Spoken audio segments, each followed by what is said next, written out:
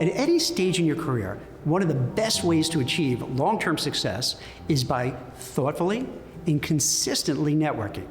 Here are 4 steps to take to network intelligently. Number 1, be clear on your brand.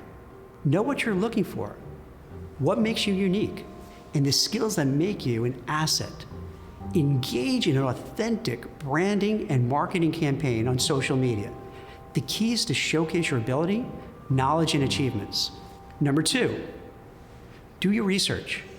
Create a list of companies you'd like to work for or connect with, and start searching online for anyone you know who works at the company. Look at your already established network to see if an introduction can be made. If you don't have an inside connection, determine who would be the best person to reach out to based on your role. Number 3, make contact.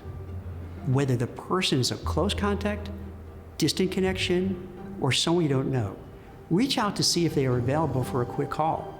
It shouldn't just be a one-way street. Keep in mind what services you can offer. You should start building your network by helping others without requiring anything in return. Networking needs to be organic and mutual for both parties involved. Number 4, establish a connection.